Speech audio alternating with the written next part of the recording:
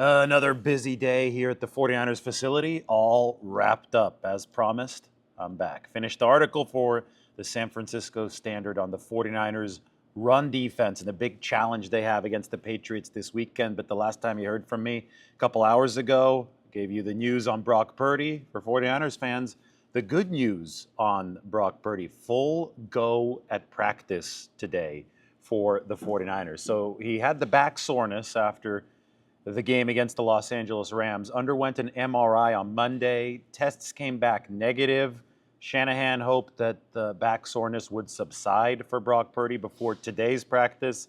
It did. He was back out there full go. And, there's a cool story from the locker room today. Had a quick chance to hear from Ronnie Bell at his locker. Obviously, a rotten game for Ronnie Bell. Several drops, including the perfectly thrown deep ball there at the end from Brock Purdy that just clanged off of Bell's hands that probably would have changed the outcome of that game. Ronnie Bell said that, quote, "The best thing for me in the last couple days was Purdy coming and talking to me. He really helped lift my spirits, man. It helps a lot to have guys having your back like that," end quote. That's from Ronnie Bell. So good example of Brock Purdy's leadership in that 49ers locker room. Bell obviously was at fault for a lot of the 49ers' problems on Sunday. And the fact that Brock Purdy, whose own statistics were hurt by the fact that Ronnie Bell could not catch some of those passes, including the deep one, the fact that Brock Purdy came up to Ronnie Bell shortly after that loss, let him know, hey, keep your head up, let's move forward. I think that's a great example of Brock Purdy's stable leadership presence in that 49ers locker room. Purdy, by the way, I'm going to get into this a little bit more tonight when we go into the big live talking about the 49ers and all the data, the statistical data. It is Purdy and it is Josh Allen at the top of the NFL right now, and some of the metrics even have Purdy above Josh Allen when it comes to adjusted expected points added per play.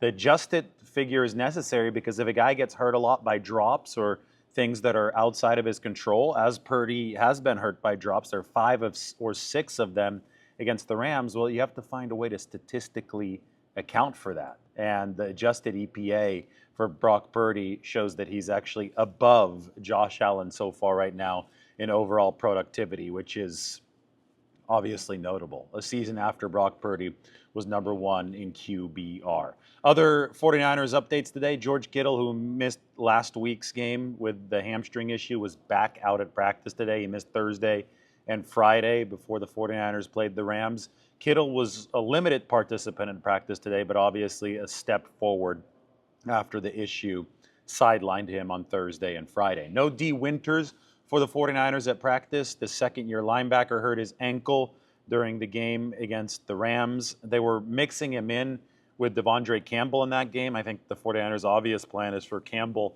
to be a bridge linebacker for this team, and they want to hand the torch over to some younger talent at the linebacker position. And they're working Winters into the game against LA, but he hurt his ankle and he was done then, and he did not practice today for the 49ers. So I said that I wrote on the Standard about the 49ers run defense. And to me, that's the biggest issue on this football team. And there are quite a few issues right now. The defense as a whole is number 24 in EPA per play, but the run defense is number 28 in EPA per play. And they were number 26 last year. This is after the run defense was number 2 overall after all was said and done in 2021 and number 2 overall in 2022. So there's obviously been a big drop-off in that regard.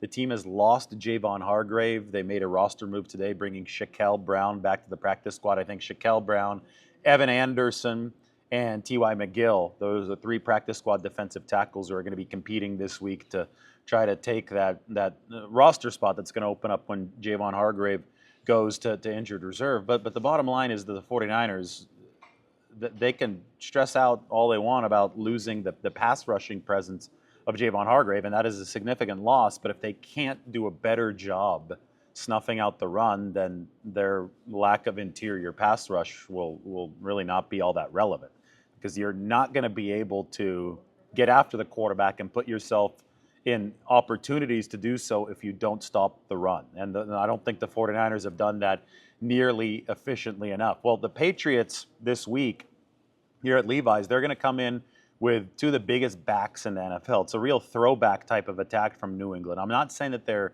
explosive by any stretch, but Ramondre Stevenson and Antonio Gibson, these guys both weigh near 230 pounds. I think 227 pounds for Ramondre Stevenson. And the running back two, Antonio Gibson, the 49ers have seen him fairly recently with the Washington Commanders. He's at 228 pounds.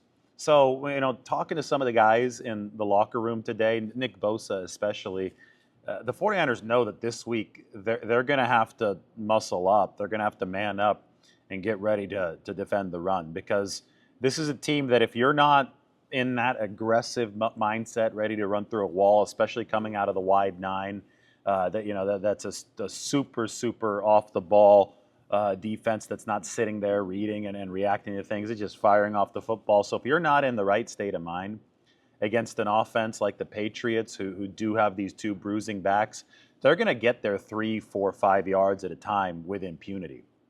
I thought that was a problem against the Rams. The 49ers didn't bust through the wall and stymie enough runs at the line of scrimmage or behind the line of scrimmage. And because of that, the Rams, they picked up 98 rushing yards. I get it. They didn't reach the century mark, so it didn't look terrible. But I still think that was a big contributor to the 49ers' problems on pass defense. And, of course, pass defense is something entirely separate as well that we're going to have to look at, and we'll look at very deeply because the 49ers have given up a lot of plays there. But I do think that it starts with run defense. And against Ramondre Stevenson and Antonio Gibson, a couple bruisers this weekend, the 49ers will have, I don't want to say they're going to have their hands full, but they'll have a challenge on their plate that they have to be ready for. So I spoke to Yetur Gross-Matos. I spoke to Nick Bosa in the locker room today. Both of these guys acknowledged that this is a really interesting test for the 49ers when it comes to stopping the run. Other side of the ball, the New England defense is ranked number 26, and we'll get into that a little bit more tonight when we discuss the 49ers and their offense and Brock Purdy against the Patriots defense. The Patriots aren't a good team, right? They'd beat the Bengals, but the Bengals are now 0-3. But it's just funny because I was looking at some of the defensive EPA, expected points added per play, metrics and rankings. Patriots through 3 games are number 26. I mentioned the 49ers are number 24.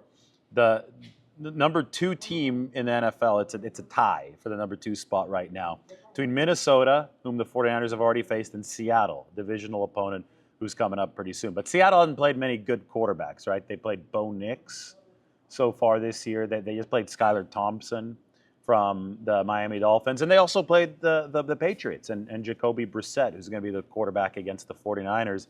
Took Seattle overtime to beat the New England Patriots. Anyway, they're tied at second in the defensive standings through the small sample through 3 games with Minnesota, who obviously saw some success versus the 49ers, but the 49ers saw a whole lot more success against the Vikings than somebody like C.J. Stroud and the Houston Texans. So we're just here collecting data, seeing how good these teams are and seeing how these teams can improve. 49ers certainly looking for some improvements coming in this game against the New England Patriots. Make sure to check out the San Francisco Standard article. I've linked it in the description.